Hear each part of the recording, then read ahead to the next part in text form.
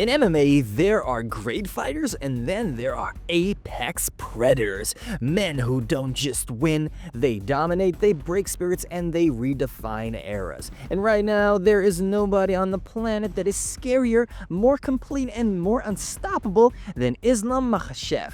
A fighter forged in Dagestan, built and sharpened beside Khabib, and now standing as the most dangerous mixed martial artist alive. Today, we're counting down the top 7 times that Islam went full beast mode. This is the evolution of a monster. This is the story of the new king of MMA.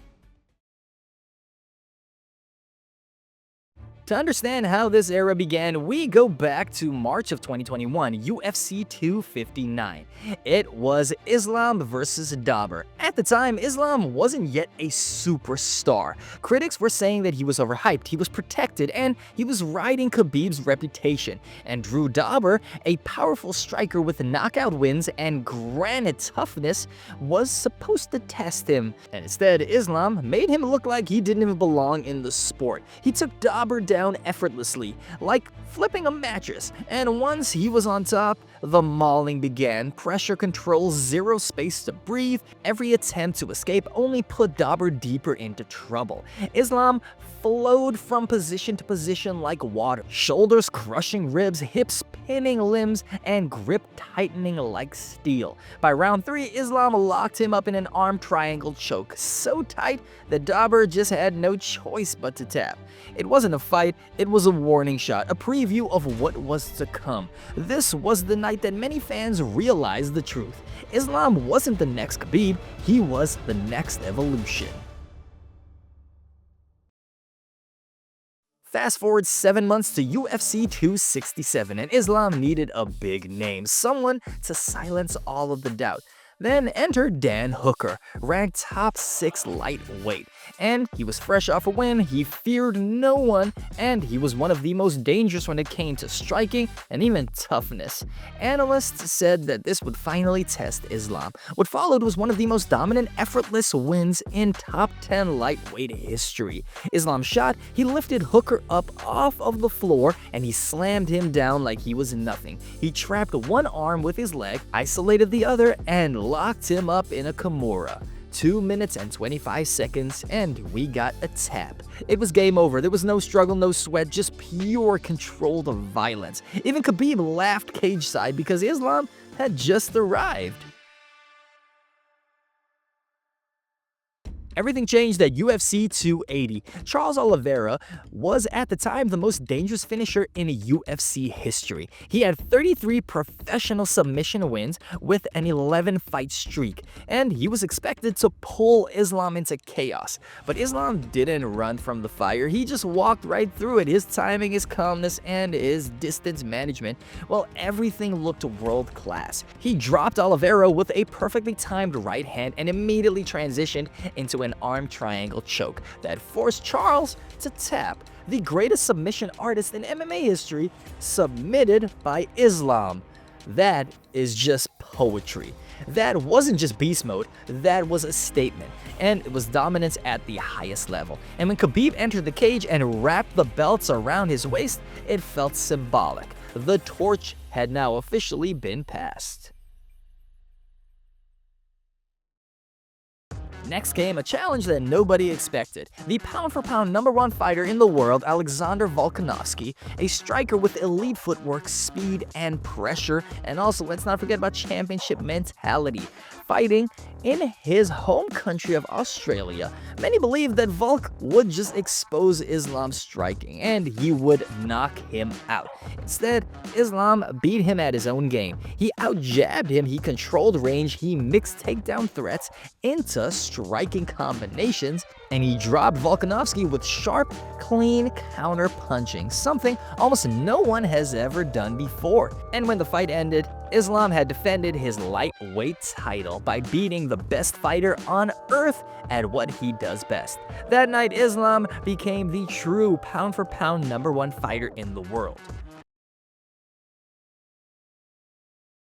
If UFC 284 proved that Islam could strike, now UFC 294 proved that he could end careers with one shot.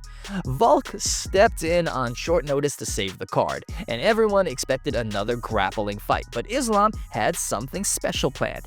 He faked the takedown, he made Volk react, and then fired a left high kick like a sniper bullet. It landed flush on Volk's head, and Volk dropped instantly. Islam swarmed in and finished the fight in just 3 minutes and 6 seconds. A perfect knockout, a perfect message, a perfect example of beast mode activated. Islam wasn't just a grappler anymore, he was now becoming a deadly fighter who could mix it all. Now, guys, since we are getting to the end of his career, let's take it back. Before Islam was even a champion, before all the hype came his way, before the headlines, before the comparisons to Khabib, there was a war that most fans just didn't fully appreciate at the time. April of 2019, UFC Fight Night. It was Islam versus Arman Tsarukyan.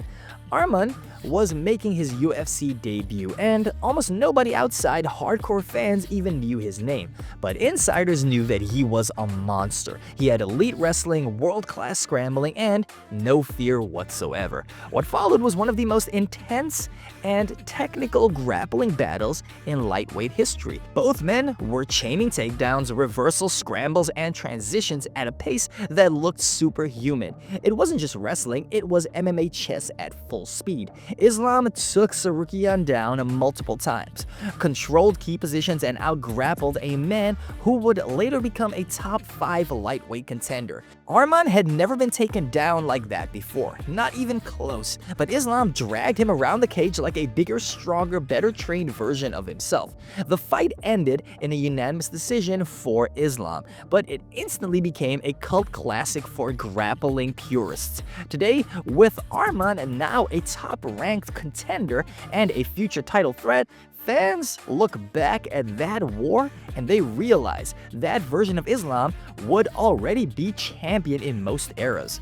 And that wasn't even his final form. It proved that Islam could go 3 rounds of pure chaos, break a future contender's mentality, and still look fresh at the final bell. And now, guys, we arrive at UFC 322, the newest, most historic example of Islam's dominance. Moving up to welterweight, vacating his lightweight belt after 4 defenses, Islam faced JDM, a dangerous knockout artist riding an 18-fight win streak. Undefeated in the UFC with elite boxing and momentum. Many fans asked, could Islam actually handle someone that's bigger and also stronger and is real competition? Would size matter? Would Jack striking break him down? Well, the answer was brutal and definitive. It was a no. Islam dominated from the very first takedown, a clean single leg right in the center of the octagon. 4 minutes of suffocating top pressure, submission threats, ground and pound. Then came round 2, and it was basically the same story. Jack landed 1 strong punch, Islam immediately closed the distance and dragged him back into hell. And then in round 3, Islam briefly stood and traded some blows, proving that he had confidence everywhere. And then he just smothered him yet again. Then came rounds 4 and 5, and it was pure Dagestani torture. Every scramble only made things worse for Jack. Islam chased chokes, mounted control, and neutralized everything. Unanimous decision, no debate, no drama, no mercy. Islam is now a 2-division UFC champion, tied with Anderson Silva for 16 straight UFC wins, one of only 11 fighters in history to win belts in 2 divisions. He now joins Cormier, GSP, BJ Penn, Conor McGregor, Nunes, Jones, Cejudo, Pereira, Couture, and Topuria in the 2-division club. And he dominated a champion so thoroughly that it looked like 2 different levels of MMA. Jack Della Maddalena, undefeated in the UFC, well, he looked like a sparring partner during this fight. Islam didn't just win, he destroyed a champion in his prime and announced it to the world. He announced that I am the best fighter on earth, period. So now the only question is, who can actually stop Islam? Guys, but I want to leave that up to you. Who do you think can actually destroy Islam? Let me know in the comments down below, guys. What fights are you looking forward to, and who do you want to see come up against Islam in one of his next fights? Let me know, guys, down in the comments down below. Don't forget to like, subscribe, turn on those bell notifications, guys, and I'm Ty, and I will catch you on the next one.